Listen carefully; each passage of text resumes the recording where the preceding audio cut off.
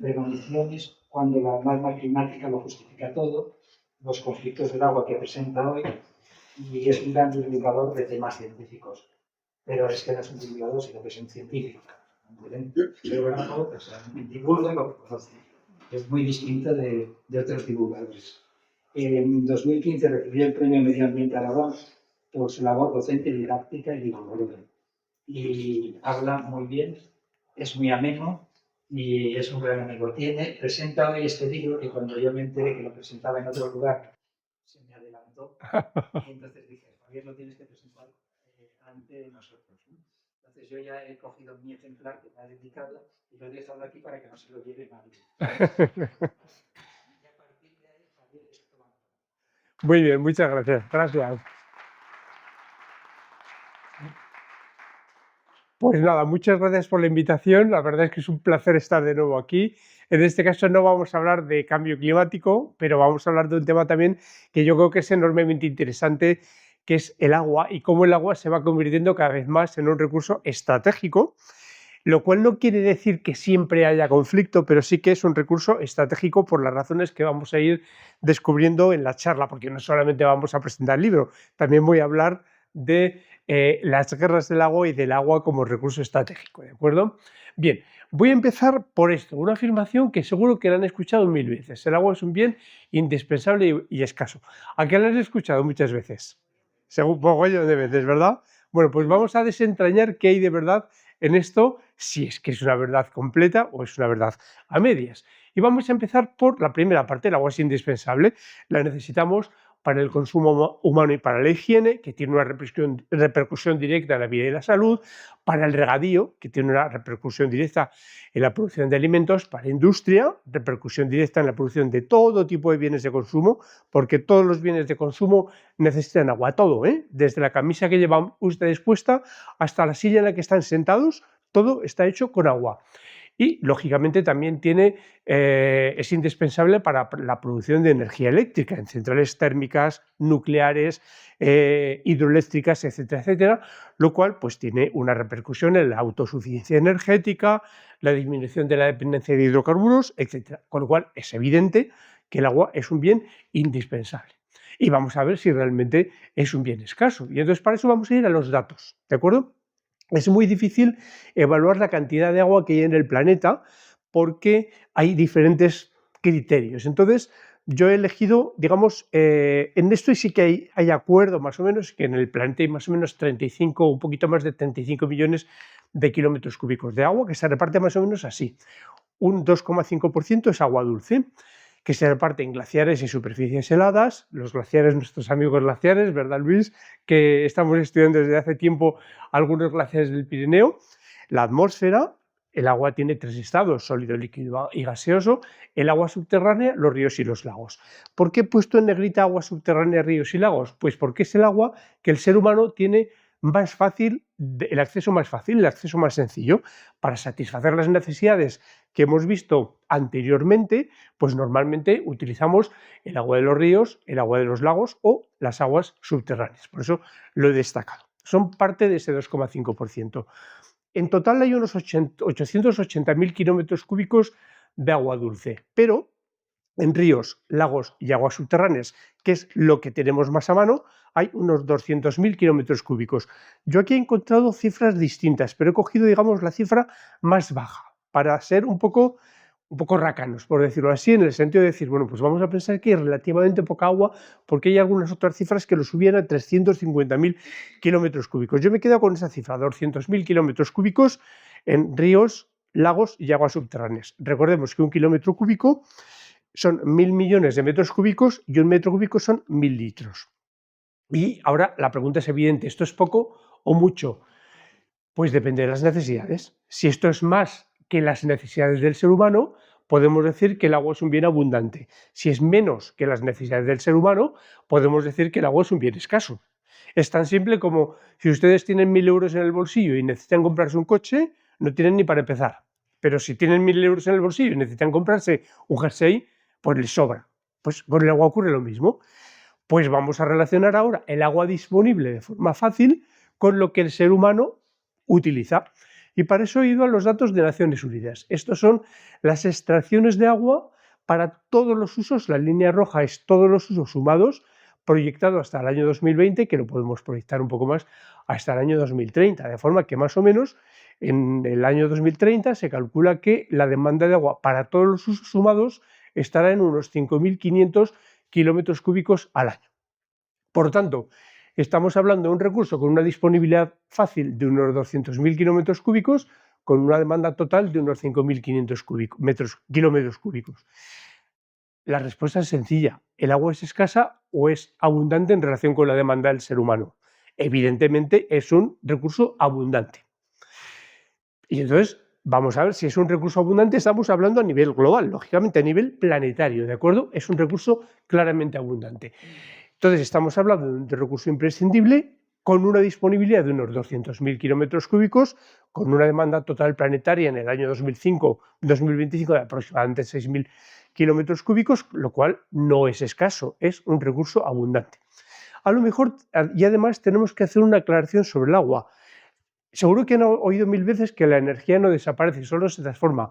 Pues el agua es exactamente igual. El agua no desaparece, solo se transforma. Los usos la transforman, no la hacen desaparecer. ¿Por qué? Pues porque el agua está incorporada, el agua planetaria está incorporada al ciclo del agua. El ciclo del agua es algo conocido por todos, es el gran mecanismo que pone en marcha y que relaciona todo el agua del planeta. Agua líquida, salada en los océanos, de la cual se evaporan grandes cantidades, se produce la condensación, el agua en forma de vapor, en determinadas condiciones se produce la precipitación en forma de nieve o de lluvia, y a partir de ahí comienza el ciclo descendente del agua, de forma que el agua vuelve al océano, bien a través de agua superficial o de agua subterránea, cerrando el ciclo, cerrándose así el ciclo, lo cual convierte el agua en un recurso renovable, gracias al ciclo del agua.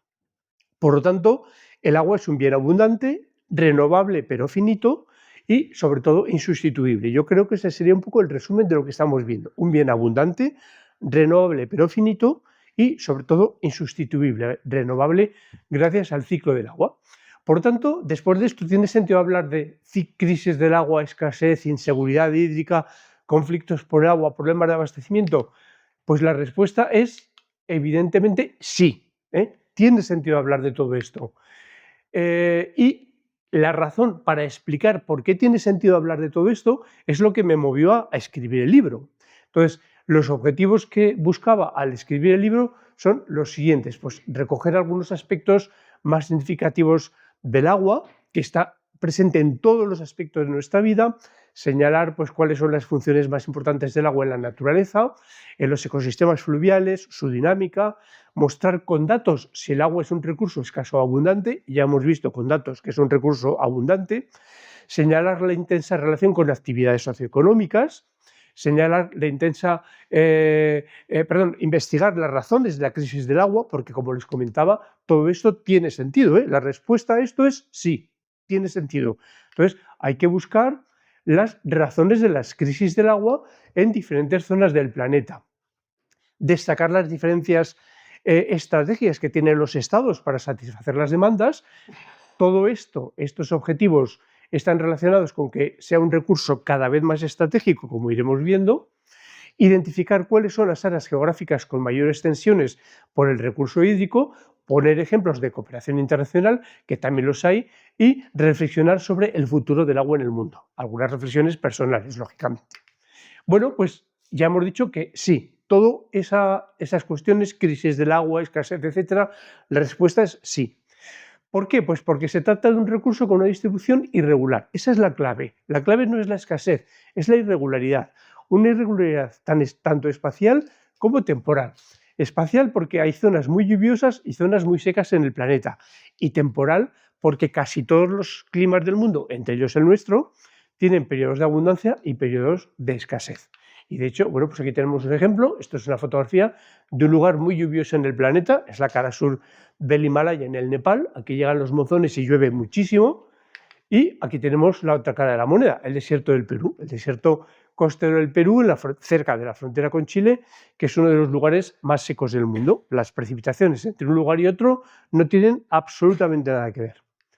Y sin salir de nuestro país ni de nuestra comunidad autónoma, ahí tenemos una fotografía de Ordesa, un lugar lluviosísimo, que por cierto el año pasado, el año hidrológico pasado, batió el récord histórico de precipitaciones y este año no sé cómo irá, pero por ahí andará la cosa. Y aquí tenemos pues una fotografía de las proximidades de Belchite. 150 kilómetros de distancia entre los dos lugares, en línea recta. Como vemos, el propio paisaje nos está hablando de esa diferencia geográfica en cuanto al reparto de las precipitaciones, no solamente a nivel planetario, sino sin salir de nuestro país y sin salir de nuestra comunidad autónoma. Por tanto, a escala global es un recurso hídrico muy abundante, pero debido a su irregular distribución en muchos lugares del mundo es escaso. Y el tema del agua se afronta de forma muy diferente en función de la escala que utilicemos: global, georregional, nacional, de cuenca, regional, local, etc. Es decir, en cada escala, en cada situación local, regional, de cuenca hidrográfica, etcétera, la situación puede ser muy diferente. Y sin salir de nuestro país, por ejemplo, pues en la cuenca del Ebro el agua es relativamente abundante, y si la comparamos con otras cuencas como la del Segura, pues allí es mucho más escasa, y estamos en el mismo país. Vamos a ver algunos ejemplos prácticos. Estos son datos de algunos estados del mundo, los he elegido un poco, pues lógicamente España y luego otros con diferentes condiciones, con el índice total anual, donde pone actual, debería decir anual, de recursos hídricos renovables, el TAR, que estima los recursos hídricos disponibles por persona y país, es decir, el agua per cápita que hay en diferentes países del mundo, ¿vale? Son datos un poquito antiguos de Naciones Unidas, no están actualizados, entonces ahora serían un poco menos, pero no porque haya menos agua, sino porque hay más población. Entonces, al haber más población a la hora de dividir, pues la cantidad de agua per cápita disminuye un poquito, pero no sirve para comparar. España, tenemos 2.710 metros cúbicos de agua por habitante y año, lógicamente por año porque es un recurso renovable. Alemania está peor que nosotros, 1.870 metros cúbicos por habitante y año. Suecia, casi 20.000 metros cúbicos por habitante y año. Israel, 250, la décima parte que España. Ya empezamos a ver ahí unas diferencias enormes. China prácticamente lo mismo que España, un poquito menos, 2.140. Fijaros en la República Democrática del Congo, el antiguo Zaire, 217.000. Eso ahí no hay ningún error, ¿eh? 217.000 metros cúbicos de agua por habitante y año, una barbaridad. Perú, 69.000, Australia, 24.000. Bueno, pues como vemos, las diferencias entre estados son enormes, son gigantescas. Pero vamos a ver, a profundizar un poquito. Israel, 250 metros cúbicos por habitante y año, el 100% de la población con acceso al agua. República Democrática del Congo, casi 220.000 metros cúbicos por habitante y año, más del 80% de la población sin acceso al agua. ¿Esa es la escasez de un problema? Evidentemente no, porque esto no se explica por la escasez o por la abundancia. Esta situación no se explica por la escasez o por la abundancia. Por tanto, hay que profundizar mucho más en las cuestiones de escasez o abundancia. Y eso, pues, obliga a reflexionar, obliga a plantearse razones, ¿por qué no? Y entonces seguimos profundizando. Aunque sea un recurso abundante, la presión sobre él está aumentando notablemente. ¿Presión para qué? Pues con diferentes objetivos. Por ejemplo, para satisfacer determinados usos. Hemos dicho al principio que el agua es un bien absolutamente insustituible para el riego, para el abastecimiento de la población, para la industria. Eso explica esta línea de tendencia que hemos visto antes. La demanda está creciendo. Y aunque sigue habiendo mucho margen a nivel global, es evidente que la demanda de agua para satisfacer usos está creciendo. Segunda razón, algunos de estos usos provocan una pérdida de calidad. Por ejemplo, los usos urbanos e industriales, si no se depuran adecuadamente, los excesos del uso de agua en regadío, y entonces pues esta pérdida de calidad supone contaminación, que tiene como consecuencia la reducción de uno o de todos los usos para que sería apta el agua con calidad natural, o la degradación de ecosistemas, que significa una pérdida de patrimonio natural, de biodiversidad, etc. Lógicamente, esto significa una reducción de la cantidad de recurso disponible, no de la cantidad de recurso, sino de la cantidad de recurso disponible, porque agua contaminada es agua que no se puede utilizar para ciertos usos. El agua la tenemos, pero no la podemos utilizar. No es un problema de cantidad, es un problema de calidad, ¿de acuerdo? Cuando tenemos una situación de contaminación. De hecho, en muchos lugares la escasez de agua no es consecuencia de la ausencia de agua, sino de problemas de calidad. Y esto es enormemente frecuente en muchísimos lugares del mundo. Nosotros vivimos en España, en un país con altos niveles de calidad y con altas garantías de calidad. No es lo habitual en el mundo. Cuando uno viaja por el mundo se da cuenta de que esto no es lo habitual. Luego comentaremos algunos ejemplos si les parece. Bueno, hemos comentado que el agua es imprescindible para todo. Y aquí tenemos algunos datos extraídos de informes de Naciones Unidas. Para producir una manzana se necesitan unos 70 litros de agua. Para un kilo de maíz, más o menos unos 900 litros. Para unos vaqueros, casi 11 toneladas de agua. Y para un kilo de vacuno, de carne de vacuno, algo más de 15 toneladas de agua. Es decir, estamos utilizando cantidades muy importantes. Y si hacemos el rastro, por ejemplo, de la fabricación del vaquero, pues veríamos las razones, ¿no? O de la producción del vacuno industrial, pues veríamos las razones, que hasta tener el kilo de carne en el terminal de nuestro supermercado o el vaquero en la tienda, pues todo ese proceso demanda unas grandes cantidades de agua. Pero todo esto es uso-consumo. Bueno, pues habitualmente se le denomina consumo, pero yo creo que es mucho más adecuado hablar de uso, por lo que les decía al principio. El agua no desaparece, el agua se utiliza y se transforma, pero no desaparece. Ninguno de estos usos, de estas utilizaciones del agua, hacen que el agua desaparezca, la transformamos. Y por tanto, a nivel global no hay consumo, hay uso. Por ejemplo, el agua que utilizamos para regar el algodón con el que están hechos los vaqueros, la transformamos de agua superficial a agua subterránea en parte, o agua que forma parte del propio tejido del algodón, o agua que se evapora mediante la evapotranspiración y que se convierte en vapor. Esa agua subterránea sigue formando parte del ciclo del agua y ese agua que se convierte en vapor sigue formando parte del ciclo del agua. Por lo tanto, no desaparece, la hemos transformado. O el agua que la ensuciamos, por ejemplo, en los mataderos donde hacemos los despieces de la carne de vacuno para poderla tener en nuestras casas, pues suponiendo que no haya una depuración adecuada, es agua sucia, pero sigue siendo agua. Por lo tanto, es agua más o menos contaminada. Pero el agua no desaparece. Por lo tanto, a nivel global no hay consumo, hay uso. Pero sí que puede haber consumo a nivel local o a nivel de cuenca. Por eso les decía antes que es tan importante la escala en la que analizamos el uso del agua.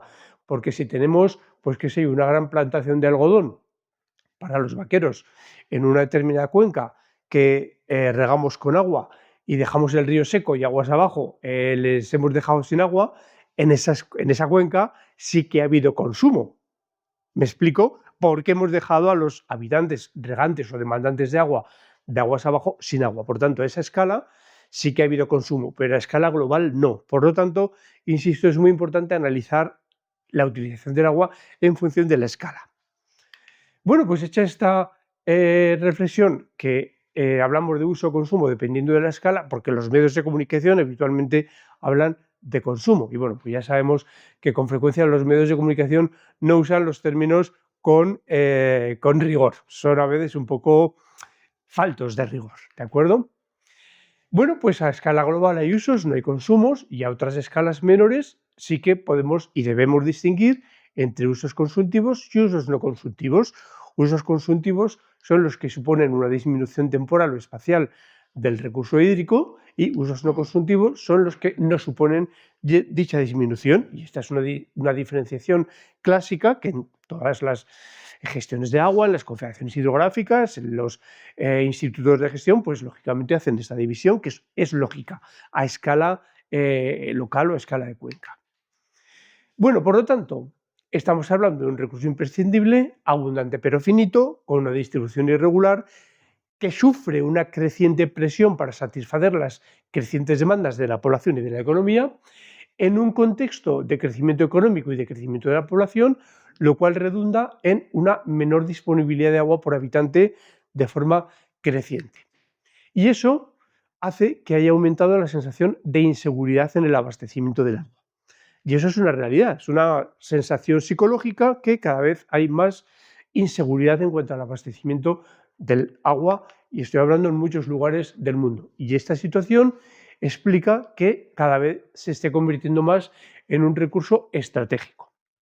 Y por ello los estados desarrollan estrategias encaminadas a asegurarse el abastecimiento de agua en el presente y en el futuro, mediante políticas orientadas al control de caudales en los ríos, de los acuíferos y de los tanto nacionales como internacionales. Y ojo, porque aquí he puesto claramente ríos y acuíferos tanto nacionales como internacionales, porque hablaré posteriormente de los, sobre todo de los ríos internacionales. Entonces, estas estrategias para asegurarse el abastecimiento de agua, para asegurarse que la población tenga agua, que la industria tenga agua, que el regadío tenga agua, pues son muy variadas. Por ejemplo, una es la regulación de ríos mediante embalses. Otras son los trasvases entre zonas de aguas abundantes a otras de zonas más escasas. Otras son planes de desalación, reutilización, optimización y ahorro. Otro son pues, acuerdos internacionales. ¿Por qué? Pues porque la mayor parte de los ríos del mundo, especialmente los grandes ríos, tienen cuencas hidrográficas compartidas entre varios estados. Es decir, sus territorios se reparten entre varios estados. Y eso es un problema añadido, que puede ser fuente de cooperación o fuente de conflicto. Y vamos a ver ejemplos de los dos, fuente de cooperación y fuente de conflicto.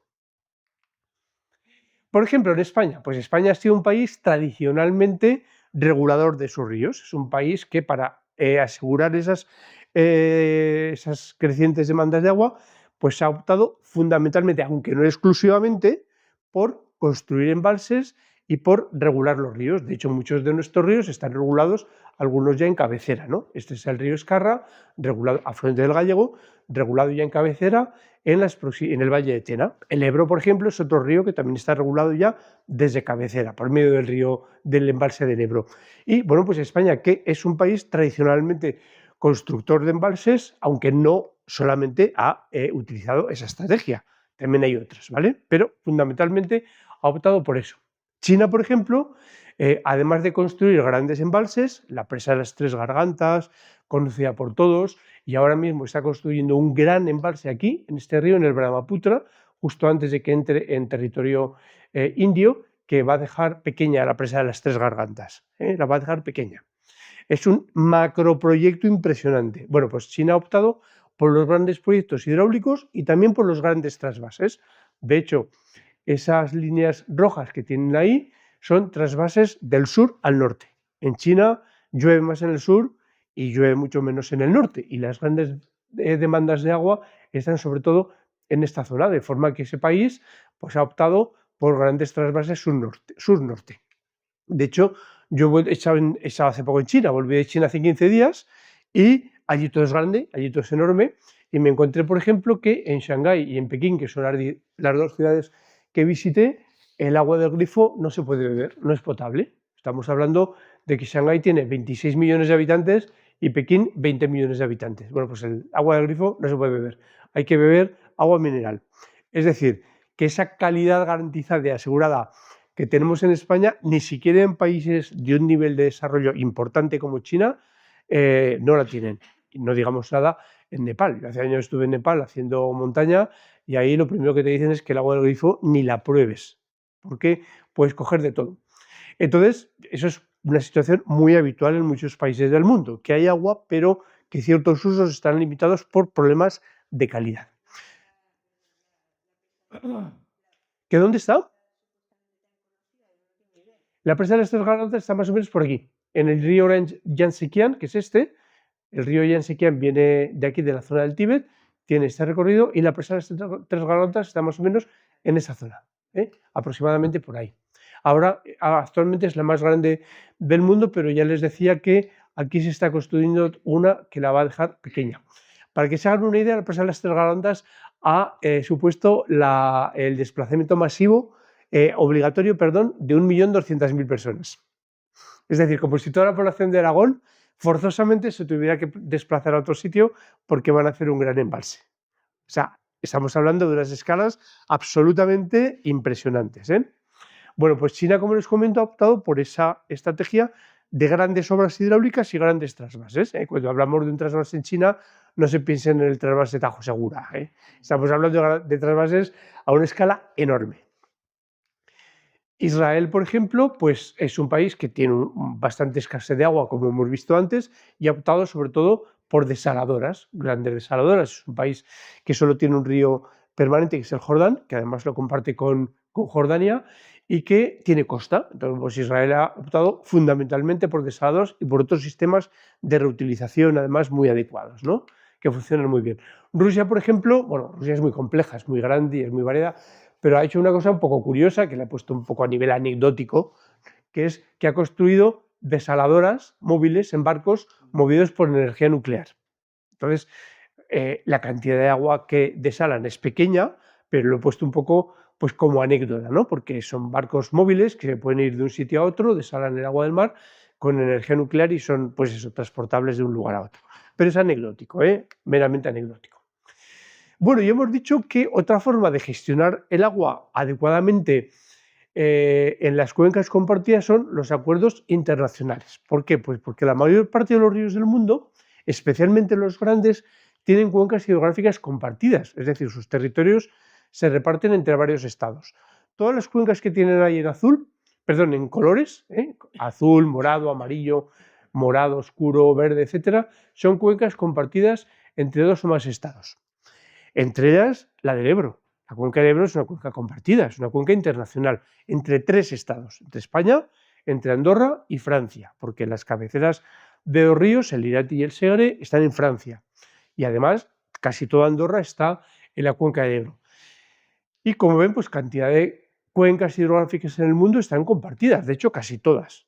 Quizá el ejemplo más extremo sea el Danubio. El Danubio está compartido, la cuenca del Danubio está compartida entre 19 países. 19 países, nada menos. Bueno, pues seguimos avanzando. Estamos hablando de un recurso abundante pero finito, insustituible e indispensable, con un reparto temporal y espacial irregular, con necesidades crecientes en todas las sociedades. La mayor parte de este recurso más fácil y de uso casi directo, que es el agua dulce y superficial, está repartido en cuencas hidrográficas internacionales en muchos casos. Como ven, vamos complicando poco a poco la ecuación, vamos complicando un poco la realidad, ¿vale? Hemos incorporado el tema internacional que nos lo complica más, y esto es un dato pues contrastado. Unos 2.000 millones de personas vivimos, entre ellos nosotros, vivimos en cuencas compartidas. Y esto es una importantísima fuente de conflicto, pero también es una enorme oportunidad de cooperación internacional. Y hay ejemplos de los dos tipos. De hecho, aquí tenemos un gráfico que nos muestra el número de acontecimientos relacionados con cuencas transfronterizas, es decir, compartidas entre 2 o más estados, de carácter conflictivo, que son las de signo negativo, es decir, del 0 hacia la izquierda, o de carácter positivo, que son del 0 hacia la derecha. Y entonces vemos que hay de todo tipo, hay bastantes ejemplos de casos conflictivos, especialmente del nivel -1, que -1 significa hostilidad verbal entre 2 o más estados, también alguna de -2, que significa hostilidad verbal fuerte, que con un nivel superior, pero también hay muchos casos de cooperación, por ejemplo, del nivel 1, que es apoyo verbal leve, o del 2, que es apoyo verbal oficial, del 3, que es acuerdo o apoyo cultural científico, e incluso del 6, que es tratados internacionales de agua. Es decir, estamos viendo cómo la realidad nos demuestra esto, que hay ejemplos de conflictos y ejemplos de cooperación, pero que afortunadamente, por ser positivos, dominan los ejemplos de cooperación sobre los ejemplos de conflicto, lo cual yo creo que es una buena noticia, ¿no? Vamos a ver algunos ejemplos de conflictos. Muchos de ellos están analizados en el libro, algunos son abiertos o latentes, ¿no? Pero yo creo que es interesante. Por ejemplo, el Próximo Oriente. En el Próximo Oriente, en el marco del conflicto árabe-israelí, que es muy complejo, no es un conflicto solamente por el agua, ni mucho menos, pero, por ejemplo, la conflictividad entre Israel y Jordania por las aguas del Jordán, pues fue importante. Los factores que lo desencadenaron, pues la escasez de agua en la zona, el Jordán es la única fuente de agua permanente, la ocupación de los altos del Golán, que son las fuentes del Jordán, en territorio sirio por Israel en 1981. Israel ya sabía muy bien lo que ocupaba cuando ocupaba los altos del Golán, no era casual. En 1995 hay un acuerdo de paz entre Israel y Jordania que deciden cooperar para la gestión y el aprovechamiento conjunto de las aguas del Jordán, dos países que unos años antes estaban en guerra, y deciden cooperar. Y ambos países actualmente tienen cubiertas sus demandas al 100%, aunque la población palestina de Israel tiene acceso al agua, pero en peores condiciones de precio y potabilidad que la población judía. Pero también hay una variable ambiental que tenemos que analizar en este caso, y es que el caudal del Jordán, en su desembocadura en el Mar Muerto, que es un lago salado interior más bajo que el nivel del mar, casi 400 metros por debajo del nivel del mar, es muy escaso, porque casi todas las aguas del Jordán son extraídas para satisfacer las necesidades de Israel y de Jordania. Y eso redunda en una clara disminución del nivel del Mar Muerto. Es decir, socialmente ha sido un éxito, pero ambientalmente estamos viendo un problema de disminución clara del nivel del Mar Muerto. Con esto quiero demostrar un poco que en gestión de aguas muchas veces hay que mantener difíciles equilibrios y a veces hay que elegir. Y esos equilibrios difíciles no siempre permiten satisfacer todas las necesidades, porque muchas veces hay que elegir y hay que priorizar. Otro ejemplo de conflicto, el control de los ríos Tigris y Éufrates desde cabecera. Son dos ríos que nacen en Turquía y Turquía está desarrollando el proyecto GAP. ¿Qué es eso del proyecto GAP? Pues nada menos que 19 grandes presas hidroeléctricas y para regadío en Turquía. Pretende poner unos 2 millones de hectáreas en regadío, que es una barbaridad, para que se hagan idea. El sistema de riegos del Alto Aragón, que es el más grande de España, son 120.000 hectáreas. Aquí estamos hablando de 2 millones de hectáreas en regadío en Turquía, con las aguas del Tigris y el Éufrates. Pretende conseguir una sedentarización voluntaria, entre comillas, del pueblo kurdo, que es un pueblo que tradicionalmente ha sido nómada y en parte sigue siendo nómada, y pretende, y está consiguiendo el control de los caudales de ambos ríos por Turquía sin que haya acuerdos de gestión con los países que tenemos aguas abajo, que son Siria e Irak. Estos han protestado, pero Turquía dice que son sus aguas y que no hay un acuerdo internacional y que no tiene obligación de nada.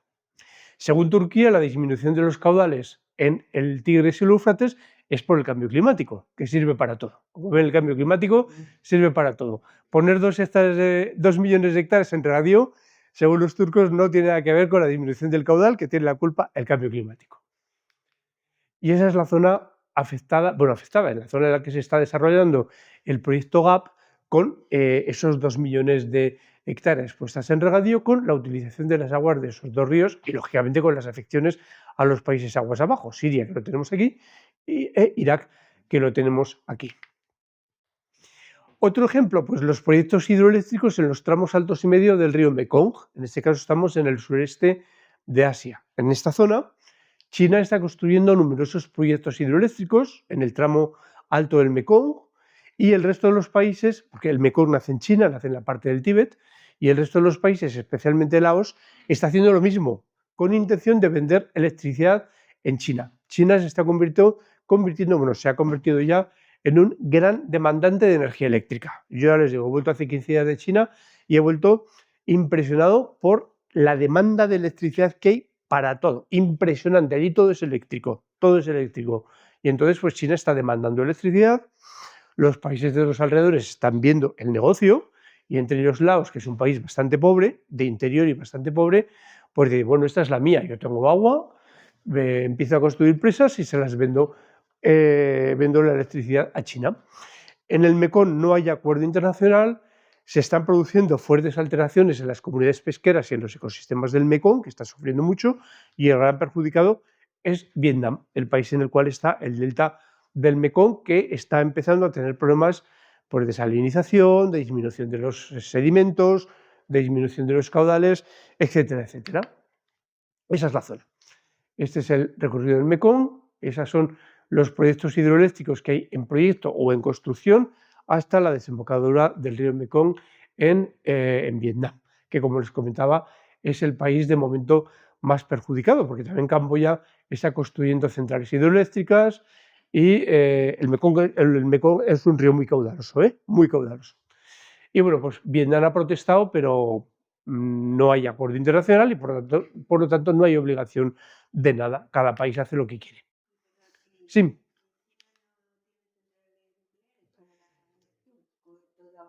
Pues creo que sí que tiene centrales nucleares, pero lo que sí que les aseguro es que tiene muchas centrales térmicas. Porque el otro día fui en AVE de Shanghái a Pekín y vi un montón de centrales térmicas, pero muchísimas, porque China tiene mucho carbón. Entonces, China no solamente utiliza el agua en la energía hidroeléctrica, pero también tiene muchas térmicas, está construyendo muchas más térmicas y creo que nucleares también tiene. Lo que no le puedo decir es el número de centrales nucleares que tiene. Pero vamos, que es un demandante de energía eléctrica es impresionante. Ujú.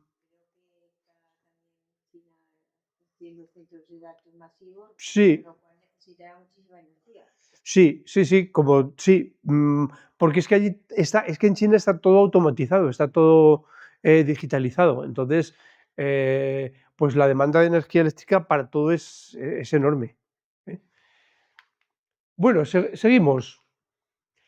Otro caso, quizá menos conocido, es la disminución del nivel y superficie del lago Chad. En este caso, estamos en África subsahariana. Esta es la evolución del lago Chad desde los años 60 hasta principios del 21. El lago Chad, que era muy grande, era el lago más grande de África Occidental, se ha convertido prácticamente en una charca y pues también aquí se le echa la culpa al cambio climático, pero se suele olvidar que los ríos que afluyen al lago Chad pues ha producido un aumento enorme de la superficie de regadío en los ríos que abastecen al lago, con la consiguiente disminución de los caudales que aportan esos ríos al lago, lógicamente, y que estamos en una zona, bueno, aquí también se dice que la gente se va por culpa del cambio climático, y se suele olvidar que es una zona de una fortísima conflictividad, es la zona en la que actúa Boko Haram con persecuciones, asesinatos y desplazados masivos que no se van...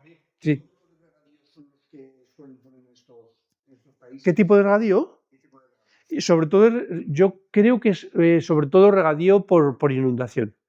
Sí, porque no hay tecnología. En algunas zonas puede haber regadío por aspersión, pero son países con una tecnología todavía muy rudimentaria. Entonces, la agricultura es una agricultura muy de subsistencia, salvo la agricultura de plantación. Son países que tienen dos tipos de agricultura: la agricultura de subsistencia y la agricultura de plantación. La agricultura de plantación está muy desarrollada y muy tecnificada, pero el resto y ahí sí que puede haber, la agricultura de plantación sí que puede haber aspersión, puede haber goteo, etcétera, pero en lo que es la agricultura de subsistencia dudo yo que sea tecnologizada, porque es una agricultura muy de vivir, ¿no? Y de pequeñas producciones que se venden en mercados locales, etcétera. Sí, tiene más divulgación al propio río, pero sí, también se pierde agua sobre todo por evapotranspiración, porque estamos en una zona de un clima muy cálido, la temperatura media aquí es muy elevada. Son zonas muy cálidas, además con una estación seca muy seca y muy cálida, entonces la evapotranspiración es muy fuerte.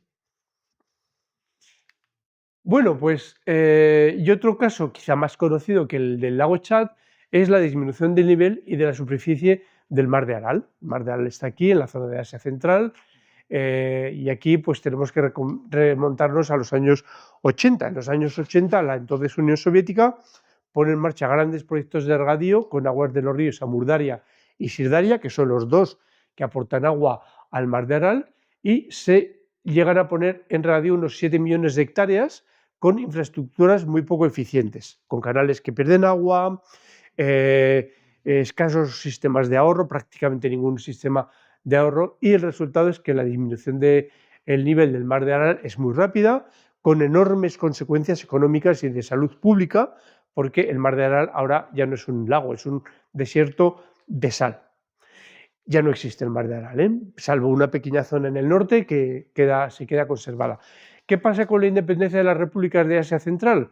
Pues que tienen intereses contrapuestos entre los que generan agua, que son básicamente Kirguistán y Tayikistán, los que están en las cabeceras de los ríos Amurdaria y Sirdaria, y los países con regadío y con abastecimiento que heredan los regadíos de la época de la Unión Soviética, que son Kazajistán, Turkmenistán y Uzbekistán. A unos les interesa una cosa y a otros les interesa otra. Y son conflictos completamente son intereses completamente contrapuestos. Por lo tanto, es otro foco de conflictividad importante. Esa es la evolución del Mar de Aral, de la situación original a la actual. Como ven, se ha convertido en un conjunto de pequeñas charcas. Ahora hay un proyecto de regeneración, pero es un proyecto de regeneración que está consiguiendo regenerar, ya lo ha conseguido en parte, la zona norte, no ni mucho menos el resto. El resto se ha convertido en un desierto de sal, porque era un lago salado. Entonces, al quedarse sin agua, pues todo esto se ha convertido en un desierto salado. Y bueno, pues quizá uno de los casos más graves es el del Nilo. El Nilo es un río que, como sabemos, pues nace en África Central, aquí en las montañas del oeste del lago Victoria, tiene una alimentación abundante, es una zona muy lluviosa, pero cuando llega al desierto del Sáhara, que es más o menos esta zona, pues casi se queda seco. No se queda seco del todo, pero pierde buena parte del caudal. Hasta que recibe por la derecha el Nilo Azul, que esa anchura indica el caudal. Fíjense que el Nilo Azul aporta más caudal que el Nilo Blanco, que es el río principal, cuando el Nilo Azul llega al principal. Y eso permite pues, que el Nilo llegue al Mediterráneo, ya saben que desemboca aquí en Egipto, con un caudal relativamente importante, pero buena parte de ese caudal procede del Nilo Azul, que es el que aportaba además los limos que fertilizaban las tierras de regadío del Antiguo Egipto, y no del Antiguo Egipto, sino del Egipto actual, hasta la construcción de la presa de Asuán, etcétera, etcétera, proceden de aquí. Bueno, pues en esa zona, Etiopía, justamente aquí en el Nilo Azul, antes de que el Nilo Azul entre en territorio de Sudán, Etiopía está construyendo una gran presa, la presa Renacimiento. El nombre no es casual. Esta presa Renacimiento pretende convertir a Etiopía de nuevo en un país importante. Pretende ser el motor del renacer de Etiopía, que actualmente es uno de los países más pobres y más atrasados del mundo, pero fue una potencia cultural y política importante en África. Y pues Etiopía lo que pretende es convertir a esa central hidroeléctrica en fuente de energía hidroeléctrica. Tiene un enorme potencial hidráulico y en fuente de agua también pues para regadío, para industria, para abastecimiento de la población, etcétera, etcétera. Eso lógicamente redunda en, perdón, que me voy demasiado, redunda en los caudales que el Nilo Azul aporta al Nilo Blanco, y eso ha hecho que Egipto ponga el grito en el cielo. Y cuando digo que ponga el grito en el cielo, Egipto ha llegado a amenazar a Etiopía con bombardear la presa Renacimiento. O sea, estamos hablando de una amenaza de altísimo nivel. Decir que se va a bombardear la presa es, en términos diplomáticos, vamos, a un paso de la guerra. Luego Egipto sí que es cierto que rebajó el nivel de amenaza, cambió el gobierno, rebajó el nivel de amenaza y dijo, bueno, pues que había que llegar a acuerdos, que se consideraba perjudicado y tal, pero que rebajó el nivel de amenaza. Y ojo, porque Egipto tiene la fuerza aérea más poderosa de África y tiene aviones con abastecimiento en vuelo, es decir, que son capaces de despegar de Egipto, tener reabastecimiento en vuelo, bombardear y volver. Cosa que técnicamente no tienen todos los estados. O sea, es una amenaza que técnicamente desde el punto de vista militar era factible. Pero luego ya les comento que rebajó bastante el nivel de amenaza, rebajó bastante. Y luego otro caso que para mí es fundamental es el tema de China, la gestión de China de los ríos internacionales que nacen en su territorio. Esto lo desarrollo mucho más en el libro, lógicamente, es tremenda. Cuando China invade el Tíbet en el 55, me parece que fue, creo que fue en 1955, ya sabía lo que hacía. Esto no es casual, la invasión del Tíbet no es en absoluto casual. Se podía pensar en aquel momento que el Tíbet era un sitio a 5.000 metros sin interés, donde estaban los lamas ahí haciendo sus oraciones y nada más, pero de eso nada. El Tíbet tiene una enorme importancia desde el punto de vista estratégico del agua, porque es la gran fuente de agua del mundo, de Asia fundamentalmente, pero sobre todo del mundo.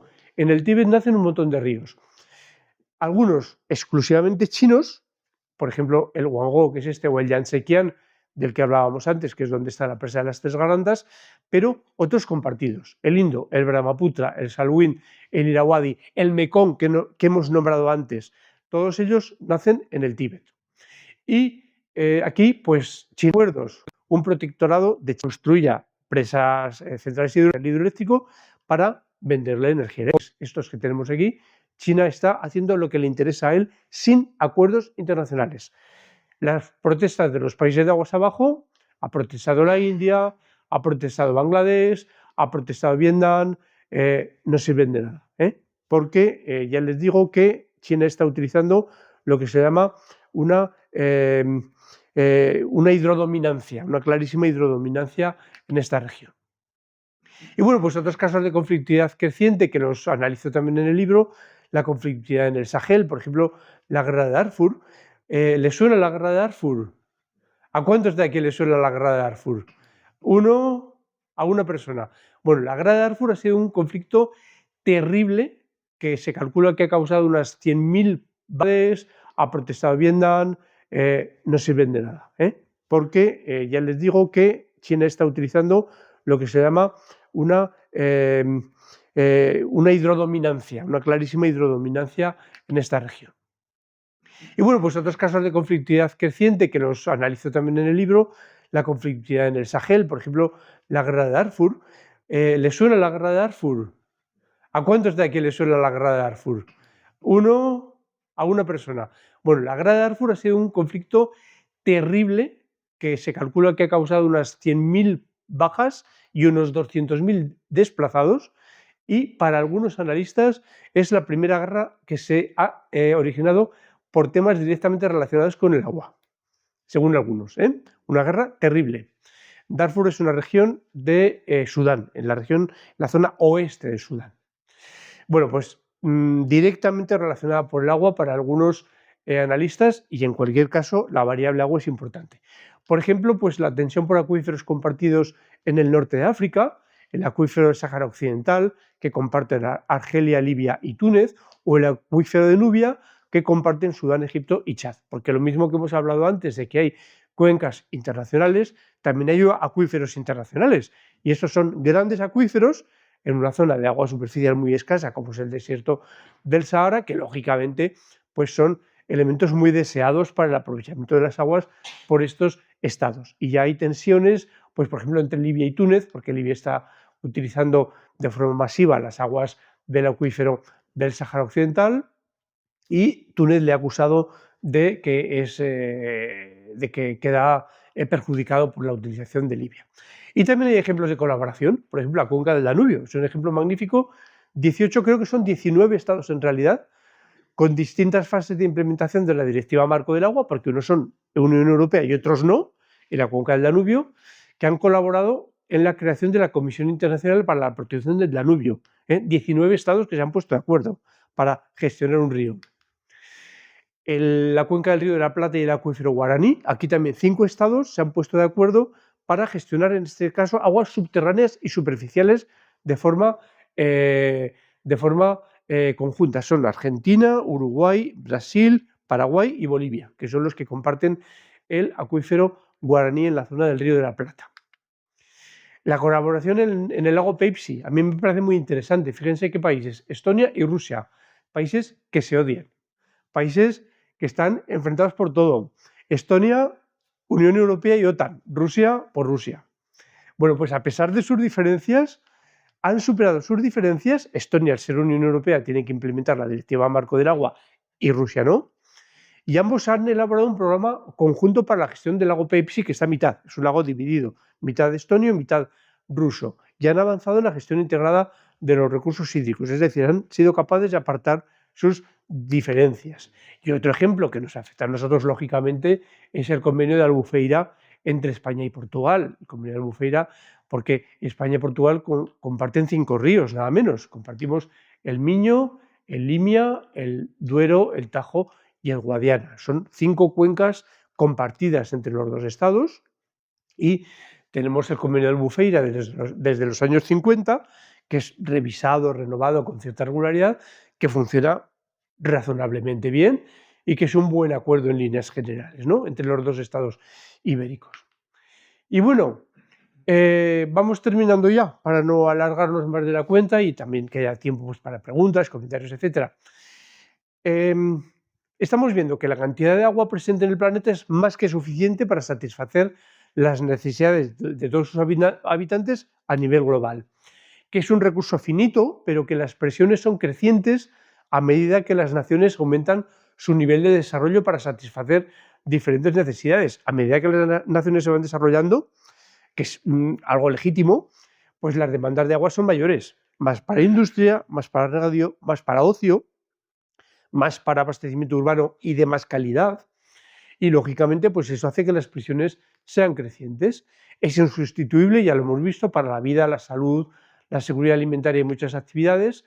Últimamente ha crecido la sensación de inseguridad del abastecimiento del agua en muchas regiones del planeta, y consecuencia de esta sensación, que es algo psicológico, en parte real, pero fundamentalmente psicológico, ha aumentado la consideración del agua como un recurso estratégico en muchas regiones. Esta situación incrementa el riesgo de tensiones y conflictos entre estados que buscan asegurarse por diferentes medios, por diferentes estrategias, los recursos hídricos suficientes. Las cuencas hidrográficas compartidas son una posibilidad enorme de cooperación internacional, porque casi una tercera parte de la humanidad vivimos en cuencas compartidas, y una gestión adecuada de los recursos mejorará las condiciones de vida. Es el concepto de seguridad en el acceso al agua. Una reflexión antes de terminar. La tecnología de potabilización y depuración del agua es relativamente sencilla, es perfectamente conocida y fácil de implantar. Todavía hay unos 1.000 millones de personas sin acceso a agua de calidad y unos 2.600 millones de personas, son datos de Naciones Unidas, sin adecuada depuración. Es decir, que queda mucho por hacer todavía. ¿Por qué sigue habiendo millones de muertos en el mundo por beber agua en mal estado? Yo creo que eso es una reflexión que debemos hacer entre todos. Las características, las condiciones que tenemos del abastecimiento en España, de altas garantías de abastecimiento, de calidad, etcétera, no son extrapolables al resto del mundo, para nada. Vivimos una burbuja de bienestar. A mi modo de ver, ¿qué se necesita para disponer de agua de calidad garantizada para todos los usos? ¿Qué es el objetivo? Yo creo que esto hay que llegar. Agua de calidad garantizada para todos los usos. Pues necesita esto. Esto es algo que he elaborado yo después de darle muchas vueltas. Se necesita, lógicamente, que haya recurso hídrico, es decir, que haya agua, que haya infraestructuras de almacenaje, que haya infraestructuras de transporte, que haya instalaciones de potabilización, que haya instalaciones de depuración, que esto esté en un marco legislativo adecuado, con una fuerza institucional suficiente por parte de los estados, y esto lo relaciono con la existencia en el mundo de estados débiles o fragmentados que son incapaces de tener un marco legislativo adecuado y de hacer cumplir las leyes, y todo esto en un contexto de estabilidad geopolítica, es decir, de estabilidad entre los estados. Para mí esta es la situación ideal que permite llegar a este objetivo. Cuando falla alguna de esas circunstancias, la que sea, entonces no llegamos a ese objetivo de agua de calidad garantizada para todos los usos. Y bueno, pues este es el esquema del libro. Yo lo he dividido en 3 partes: los recursos del agua, cómo se comporta el agua, algunos de los aspectos que hemos visto, recurso imprescindible escaso, un recurso cada vez más estratégico, el esfuerzo por un abastecimiento asegurado. Una segunda parte en la que analizo casos de conflicto: el Nilo y la presa de Renacimiento, el Sahel, que lo he titulado La tempestad perfecta, el Jordán, ese objeto de deseo hídrico, el Tigris y el Éufrates, la hidrohegemonía o hidrodominación turca, el Tíbet, la gran fuente de agua codiciada por todos, el Mekong, la fertilidad casi infinita que está puesta en peligro por lo que hemos comentado, el Mar de Aral, de próspero lago a mar de sal, el Baikal, tan puro como conflictivo porque está creciendo la conflictividad en torno al Baikal. Casos de América, algunos conflictos por el agua en América, que son leves. América no es un continente especialmente conflictivo en cuanto al agua. Los mayores conflictos, si se fijan, están en Asia. La vieja Europa, también algún roce. Lo mismo, Europa tampoco es un lugar especialmente conflictivo en cuanto a agua, pero hay algún caso. Y una tercera parte en la que pues analizo el agua como importante elemento de cooperación, algunos de los casos de cooperación y algunas reflexiones personales sobre el futuro escenario hídrico. Y una cita que a mí me gusta: las personas que pueden resolver los problemas del agua en el mundo será digno de 2 premios Nobel, uno para la paz y otro para la ciencia. Los objetivos que yo me he planteado con este libro son muchísimo más modestos, se lo aseguro, no aspiro a nada a esto, mis objetivos son mucho más simples y solamente es pues un libro de análisis de algo que creo que va a ser el reto geopolítico de los próximos años. Y con eso, pues nada, termino. Muchas gracias.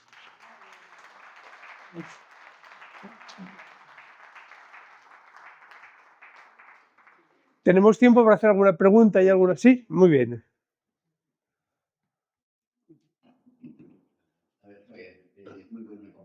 Muchas gracias. Sí. Sí. Sí. A ver, yo creo que nosotros vivimos en una cuenca privilegiada en cuanto a la cantidad de agua per cápita. La cuenca del Ebro no tiene problemas de agua per cápita, ¿vale? Tenemos, creo que, según el libro blanco del agua, quiero recordar que somos la cuenca con más agua per cápita de España.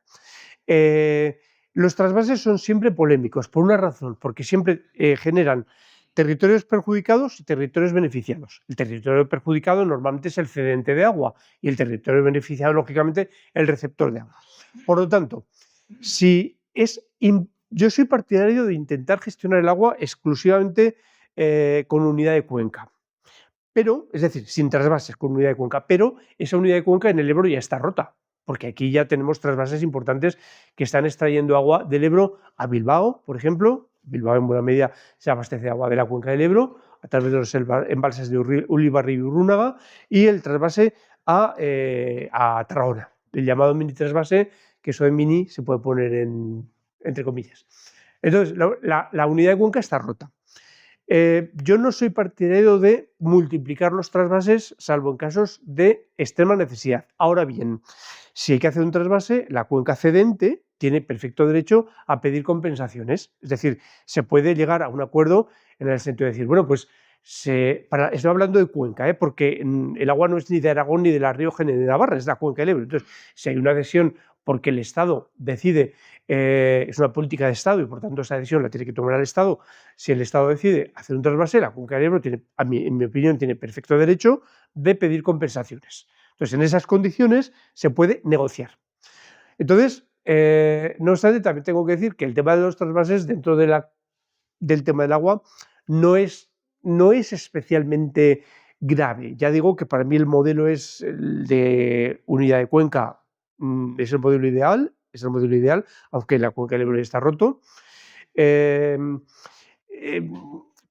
no es tanta agua la que se trasvasa de una cuenca a otra, son pequeñas cantidades. Entonces, insisto, si no hay más remedio, se puede pedir compensaciones. Y luego también una reflexión, los trasvases son polémicos en casi todos los sitios, no solamente en España. Yo conozco, por ejemplo, el caso de Chile. Chile también planteaba hace unos años una duda, un planteamiento a nivel nacional. Chile es un país que tiene mucha lluvia en el sur, mucha agua, y poca población en el sur, y mucha demanda de agua en la zona central, la zona de Santiago. Pues además, con una agricultura muy rentable de tipo mediterráneo, de cara a la exportación, muy demandante de agua. Entonces planteaba hacer trasvases del sur al norte, lo que le llamaban allí la hidrovía, me parece, que le llamaban hidrovía, que era un trasvase. Y también era polémico, también era muy polémico porque los de las regiones del sur también se quejaban, y no es que haya falta de agua en el sur de Chile, ahí tienen el agua por castigo, o sea, tienen todo lo que quieran. Es decir, que el concepto de trasvase siempre es polémico porque a nadie le gusta que se lleve a otro lugar un recurso tan imprescindible como lo que hemos visto. Entonces yo entiendo las posiciones, pero creo que hay que intentar eliminar un poquito a la visceralidad e ir un poquito a la racionalidad. Y en España somos muy tendentes a eso, a la visceralidad. No, el agua, no, todo contra el trasvase. Estoy completamente contra. Bueno, vamos a ver, me parece muy bien, es una postura muy lógica. Insisto que para mí lo ideal es la gestión con unidad de cuenca, pero esa unidad de cuenca ya está rota. Bueno, esa es un poco mi postura. Vamos a ver, lógicamente una de las utilizaciones de los embalses es regular los ríos, y esa regulación ayuda a que las riadas sean controladas. Hacer hoy un embalse es complicado. Los que trabajamos o hemos trabajado en la Confederación lo sabemos, ¿verdad, Federico? Que hacer hoy un embalse es muy complicado porque hay una gran oposición social. En el momento en que se plantea un embalse, al día siguiente tienes una plataforma de afectados en contra. Entonces, hacer nuevos embalses es difícil por la oposición social que seguro va a haber. Hacer nuevos embalses en el Ebro, lo que es el río Ebro, es prácticamente imposible. Y yo creo que hacer embalses nuevos en los afluentes, grandes embalses, es difícil hoy por hoy. Por lo tanto, creo que habría que ir más bien a un modelo de utilización de los embalses que tenemos como herramientas de gestión. Y luego el tema de limpieza, que se habla tanto de los cauces y todo eso. A ver, aquí entramos en otro conflicto con la calidad ambiental. Los ríos son ecosistemas muy complejos en los cuales la vegetación, los sedimentos tienen un papel. Los ríos son dinámicos, son cambiantes, pero la llanura de inundación está ocupada. Esa es una realidad social, que buena parte de nuestra llanura de inundación está ocupada. Entonces, creo que habría que ir hacia un modelo, sobre todo, de ordenación del territorio en el cual los usos que haya en la llanura de inundación sean compatibles con las riadas ordinarias que de vez en cuando se van a producir, seguro, no con las extraordinarias, porque se supone que las extraordinarias con la regulación mediante embalses prácticamente van a estar eliminadas, salvo en casos muy, muy excepcionales van a estar eliminadas, y creo que habría que ir hacia un modelo de gestión del territorio de usos compatibles con las riadas ordinarias. Ya sé, conozco perfectamente el malestar de los pueblos ribereños, de la Ribera Alta, de la Ribera Baja, lo entiendo. Yo en líneas generales no soy partidario de lo que se llaman las limpiezas, que son dragados en realidad. No soy partidario de los dragados a gran escala, pero sí que creo que se pueden hacer dragados puntuales. En los lugares en los cuales hay más riesgo de inundación, sí que creo que se pueden hacer dragados puntuales, que tienen un periodo de vida corto, porque el río siempre tiende a recuperar su situación normal, a rejugar con sus sedimentos y a cubrir de nuevo ese cauce del cual se han extraído los materiales. Entonces, no me parecen adecuados porque ambientalmente son muy dañinos los dragados masivos, pero sí que puntualmente en los lugares de mayor afección por inundaciones creo que es comprensible. Y de hecho aquí en Zaragoza, cuando la Expo se hizo un dragado en el tramo urbano de Zaragoza. Entonces, claro, lo que decían los pueblos, con razón, ¿por qué se hace en Zaragoza capital y no se hace en Pradilla, o no se hace en Alcalá, o no se hace en Pina? Entonces, ahí hay una cierto tratamiento diferente entre unos y otros. Sí, en su momento me dirías, tranquilo Luis, que se transforma. ¿No? Exacto, se transforma. Claro, a ver, el agua nunca se pierde, se transforma. Ese agua que va al mar se va a transformar en agua salada. Y en el mar también genera riqueza. Todos esos sedimentos aportan riqueza. Lo que ocurre es que ahora de esos sedimentos buena parte no llegan al mar, se quedan en los embalses, porque los embalses funcionan como grandes balsas de decantación y entonces pues los sedimentos sólidos en buena parte se quedan en los embalses. No obstante, no hay que tener en cuenta esa idea del agua se pierde, el agua llega al mar y el mar tiene su función, cumple su función. Por ejemplo, pues que sé yo, las playas de Castellón o de Tarragona en buena medida proceden de los aluviones que aportan los ríos, las ramblas mediterráneas y el río Ebro también, que aportan material sólido y eso luego se rejuega, las corrientes lo rejuegan, lo reciclan, lo reordenan y lo convierten en playas, ¿no? O lo convierten en nutrientes que hacen que, qué sé yo, pues que el marisco de Vinarós sea tan bueno, que no es una casualidad, que esté al lado de la desembocadura del Ebro. Es decir, todo tiene sus contrapartidas, por decirlo así. No es agua que se pierde, es agua que se transforma y ahora lo que hemos tenido es una riada controlada. Y yo creo que bien controlada, porque ha causado algún daño, pero pequeños, y tenemos un año hidrológico excepcional, tenemos agua por todos lados. Entonces, yo no estaría muy preocupado este año en cuanto al agua, y eso, el agua no se pierde, se transforma. Es como la energía, ¿eh? Vamos a ver, el agua en España es un bien público y por tanto lo gestiona el Estado. Lo que ocurre es que hay embalses privados que gestionan entidades privadas. Yo desconozco si en la cuenca del Ebro hay algún embalse que sea propiedad de Nestlé. Sí que es cierto que Nestlé en el mundo tiene concesiones de agua muy importantes. Desconozco que en la cuenca del Ebro tenga alguna, pero en la cuenca del Ebro sí que hay embalses privados. Por ejemplo, el embalse de la Peña. El embalse de la Peña es privado, pertenece a la comunidad de regantes del Bajo Gállego, que es una entidad privada. Lo que ocurre que eso es perfectamente legal y es perfectamente asequible, y hay empresas que son de las centrales hidroeléctricas, con lo cual eso en nuestro país está recogido y existe. Insisto, Nestlé tiene grandes concesiones de agua en algunos países. Yo creo que yo sepa, desconozco que tenga en